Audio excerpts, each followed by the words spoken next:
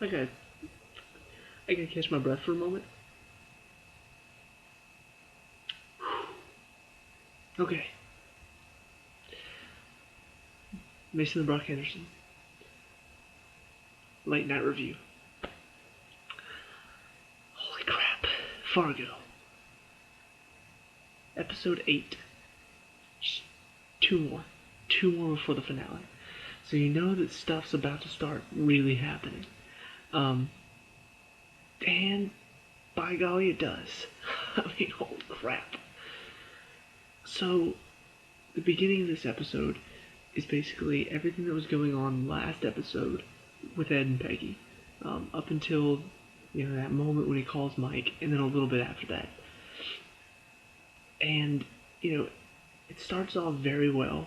I thought the opening scene was hysterical with her having that hallucination talking to that guy, and talking to herself pretty much, and realizing, oh, so don't just think about who I can be, just be me. That was it was actually kind of a good message, but coming from her and the fact that she's delusional and it's more about like just screw her husband and all about her. It's kind of a diluted message. It would be a good one if it wasn't coming from her. But it was funny because she's sitting there talking to, and all of a sudden Ed comes in. She's like, Peggy, what's going on? And it shows she's been talking to Dodd this whole time, but it wasn't Dodd she was talking to. She was hallucinating another man. It was hysterical. It was a really funny opening scene, and then it shows them getting ready to go. It shows like them leaving, and then Hank and Lou pulling up right as they're leaving. So it's kind of like they're right there, this close to getting. And then of course Hank has to go to the hospital for the head injury. So yeah, that's where they leave off with them. And then it just shows Ed and Peggy, mainly just it shows. I thought so last week, and it confirms it this week. Ed was the one making the calls about the oldest son, about Dodd, making the calls to the house. But they weren't gonna listen to him. They were just like, whatever, because Barrow was too busy. Like, I forget what. I think he was looking for Dodd, and he was looking for Ed last week. And so every single time the call would come in, he'd be like, whatever, I don't care. Tell him I'll call him back. And so, it's showing that until he finally sees an article saying that Mike Milligan is in this hotel, which he calls, and then we get the scene that we saw last week, where he tells him that he has Dodd. But up until this point, this episode was just so fun, because it was Peggy. She had that moment of insight where she was just like, I've just got to be me. I've just got to be a better me. I don't have to think about it. I just have to do it. And they even have this moment in the car where Ed's trying to talk about what they need to do next. The rational thing. They gotta find a way out of the police. They gotta call the Gerhardt family to sell them Dodd back. Maybe then they'll leave him alone. And she's just sitting there the whole time, just in her own little world, saying, I finally see the Ed. I finally seen it, Ed. I finally seen what I need to do. Whenever you're a kid and you have to raise your hand to the washroom, just go. We need to just go. And he's sitting there the whole time, like, not even listening to her. Saying, okay, so maybe if we... Wait, didn't your father have a cabin out in the woods that we maybe could go? So it was funny to see that, and then they get there, and Dodd's like, once again, seeing the acting talents of Jeffrey Donovan, which, I mean, come on. He played Michael Weston, and Michael Weston played several different characters. He is the perfect choice for this role. And you just see every side of Dodd. You see the I'm gonna kill you side. You see the okay, let's make a deal side. You see she stabs him a couple times when he's mouthing off to her. And you see the okay, thank you. You're like scared. But then whenever she leaves, he's like, what the hell's going on? So you just see like You see every side of Dot in this episode, and I loved it. Um, but it was really funny because Peggy's like, she's sitting there making beans and they're talking, and she's telling him you have to be nice, and she just comes up because he's still just talking about how women are just, all this stuff. She just comes up and stabs him kind of softly, and she's like, "What the hell, you bitch!" And she stabs him again on the other side. She's just like, "Now you have to be nice if we're gonna be together for a little while." She's just like, "Okay, okay." She's like, "So you want some beans?" "No." "No what?" "No, thank you." It was so funny to see Peggy be this, like, it's almost like a parent to him. Like, you behave. Um, it was hysterical. Just this whole scenes with all of them. Uh, when Ed gets home and Peggy, he sees she's like feeding him the beans even though he didn't want any, and she's just like, "You want some beans?" And he comes and sees the wounds. "What happened? Did you stab him?" She's like, "No." He's like, "Yes, yes, she did. Yes, she did." He's like, "You can't stab the guy." It's just, it was so awkward, but in a good way. You know, it's this Fargo feel. The quirky, awkward sense of humor that is just so fun to watch. Um, until it finally the action comes into the episode. It's like this whole time I've just been doing awkward, quirky, funny, um, and then all of a sudden the action starts. It starts with Peggy. She's watching, she's watching this movie. Uh, I didn't recognize it. Maybe it's a classic, but I didn't recognize it. Nah, I don't know. I'll probably look it up later and try to see if I can find it. But she's watching it, and then the scene that she's watching ends. She looks over at the chair. Dot's gone, and she looks behind her, and it cuts to black. So I'm like, oh my god, did she just die? Um, and then it shows Ed. He's making a call to Mike, and finally, tells him all the stuff. As he leaves, Hansi, who had an earlier scene with him, like, he goes into a bar looking for Ed and Peggy, seeing if he could get some information. And, these guys, like, just the owner.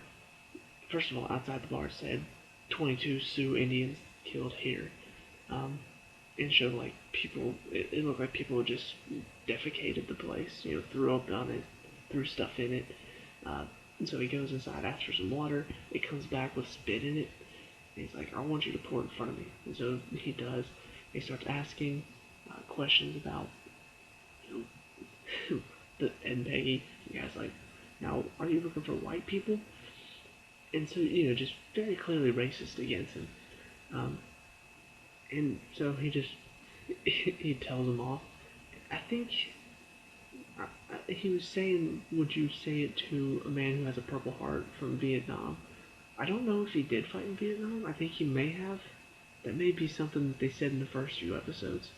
Um, I can't remember if they said he did fight in Nam or not. But basically, just tells him, would you say all this to a man who fought in Nam, has two Purple Hearts? I said, "What, you?" And he just leaves the money on the counter and walks out.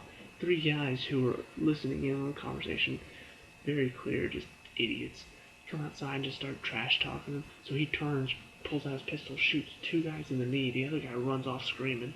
He goes inside the bar. The bartender is calling the police. "I'm calling the cops." Shoots him dead. And then he gets out to the truck, and the cops are pulling up. He pulls out assault rifle, shoots the cops dead. Just like, holy crap. Like, this was just out of nowhere in the middle of all this awkward, quirky nonsense going on at the cabin. This whole scene breaks loose. But then he finds Peggy's friend who's at the seminar in the hotel rooms that she ordered. Um, Gets her to call Peggy, finds out about where she's staying, where, location-wise, but not exactly where. Not sure what happened to Peggy's friend. She tried to get the information out of Peggy, but Peggy was just like not telling her. But he did get enough information, so I don't know if he killed her. Maybe he did. I don't know for sure. But so as Ed's leaving after calling Mike, he shows up.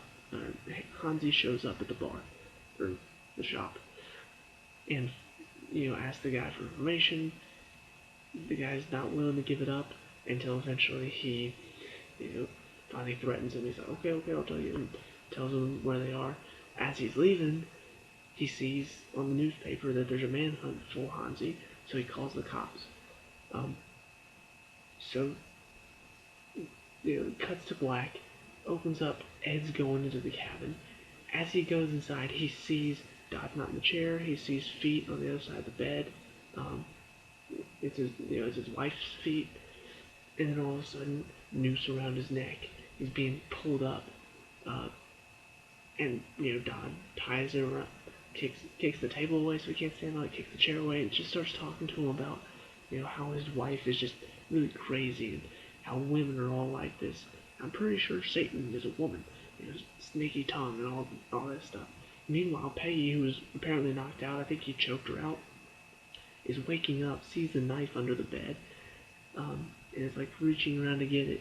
And as Dot's talking, he hears her, turns around, doesn't see that she's grabbing the knife. You see what I'm saying? And walks closer to her, close enough to where she stabs him in the foot, like stabs it into the ground, and then is like looking for something, to cut Ed down. And then as he pulls his foot off of the knife, she finds like a poker from the fireplace, knocks him out with it, grabs an axe, chops Ed down, pulls it off of him, gets him breathing again. I'm just like, oh my gosh, I thought they were about to die. That was close. And then as they're tying Dot up, Hansi walks in. I'm just like, oh crap, they're about to die. And he tells them both to sit down. And Dot's just like, oh, thank you for sure. And then he looks at Peggy and he's like, can you do a haircut? She's like, how'd you know? Like, he says something. And Dot just like, come on, you stupid, whatever, mongrel. And he shoots Dot in the head. I'm like, what? What just happened? And part of me was just like, somebody's about to die. Dot dies. I'm like, oh my god. And the thing is, I understand it. I really do, because the way he's talking to him is very disrespectful. You just saw him take out these guys that were being very disrespectful. He's been Dot's been pretty nice to him, but there have been moments where it's just like, you're really gonna let him talk to you like that? And in this moment, he's got all the power, and he's just like, not taking this, bam, done. And then you have this next moment, it's all like slow motion. The tension is building. He's facing Ed, so he has him in range, but he's having Peggy cut his hair. Now, Peggy's like giving Ed this look, and I think she was getting ready to kill him, and yet she was like getting ready to snip his hair at the same time. I don't know, it's kind of weird. But she had this look like, I'm gonna kill him. But as she's going to cut his hair, Ed's looking out the window, sees Lou and Hank coming up. Hansi sees him looking out the window, looks out the window, sees them, takes a few shots at Lou, and then Peggy takes the scissors, stabs him in the shoulder. He points it at him like, Ed's dead. Click. I'm like, oh my god. Okay. Ed's not dead. He's okay. And then he runs out. Just as Hank and Lou bust down the other door, the back door, and hold, Peggy and Ed hands up. And that's how it is. And I'm just like, that whole final scene was just out of nowhere. Like all of this episode was just so, oh, you need to behave. I'm gonna stab you a couple times. Peggy, you can't stab the guy. It was just all so fun and funny and quirky, and then just within the last 15 minutes, boom, everything explodes and just everything goes wrong. The action comes out, Dot dies. It was crazy, but that's what the show does. It does it so well. Where 1 second, this was in the first season too. There was this one episode, I can't remember if it was the 6th or 7th episode, but it was one of the, 7th or 8th episodes. similar around this time, they had just jumped forward a year. If you didn't watch it, I'll try not to spoil anything. Um, but if you did, you'll know exactly what I'm talking about. They jumped forward a year in the same episode, and it was showing characters later on. It was all kind of a quirky episode. Like, things had kind of calmed down after some initial action moments. But things calmed down. They jumped forward a year, showed these characters later, a year later, and it was all kind of quirky. It was all weird. And then just there's one scene in the elevator. You know what I'm talking about? If you've seen it, just people die just out of nowhere. I'm like, what? What just happened? Like, it was just so. It was so sudden. Like, everything was just so fun and okay, and then just bang, bang, bang, everybody dies. I'm like, oh my gosh, this was out of nowhere, and that's how it felt for this episode. It was all Peggy and Ed just dealing with God. It was quirky. She was being weird. God was being funny about it. Just like acting really freaked out by her, afraid of, like, she's crazy. She's crazy. You need to deal with her right now. And then just he escapes, knocks her out, ties Ed up. She stabs his foot, knocks him out, gets Ed down. Hansi comes in, has him all at gunpoint, shoots Dodd. She's about to cut his hair. He shoots at Lou. She stabs him in the shoulder. He tries to shoot Ed. No more bullets. Badly. I'm just like, this is so much. Like, it was just so intense, such an intense build up, and have that final shot in slow motion too. Like, all the moments about to happen. Her about to cut, and then Ed looks outside. Hansi looks outside. Gunshots in slow motion. Stabs him in the shoulder. Slow motion raised at Ed. I mean, if that had been done in fast motion, it would have been click, and it just would have been over. But to have slow motion, it's like he's pointing it at him, and your heart stops for a second. Click, and you're like, oh my god, okay. It's so well done. These people are geniuses, and the show is really amazing. I mean, the way they do everything in the show, it's so deliberate, it's so well done, and it's probably one of the best shows on TV right now. The first season, it was kind of unexpected, really good. But this one, it was like, the first season was so good, I can't imagine the second season being better. It's better. Like, not saying the first season wasn't great, it was great. But this second season is just, between the camera work, the new music, the new actors they brought in, the fact that it's an entirely different cast, and just the fact that it's back in time. I hardly see prequels done so well. Like, you think about Lord of the Rings and The Hobbit. Lord of the Rings was amazing. The Hobbit was eh. You think about Monsters Inc. and Monsters University. Monsters University was okay, but Monsters Inc. was where it was at. But then you've got Fargo season 1 was set in the present, or about the present. It was really good, really well done. I can't imagine it getting any better. Season 2 set in the past, huh? New cast, huh?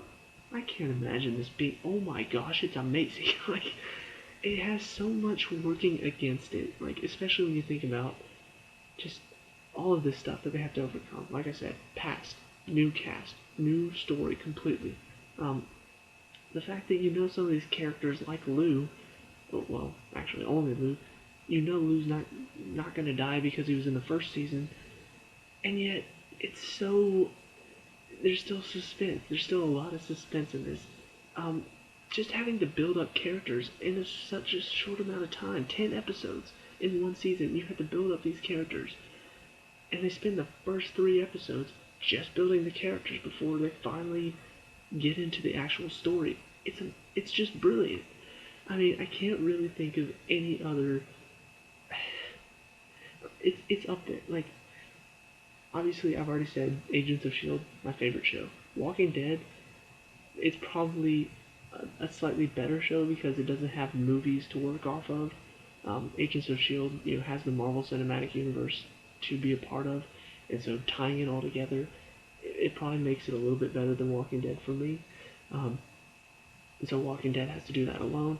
But this, Fargo, it's just, it's not tied to anything else. So It's already got that over Agents of S.H.I.E.L.D.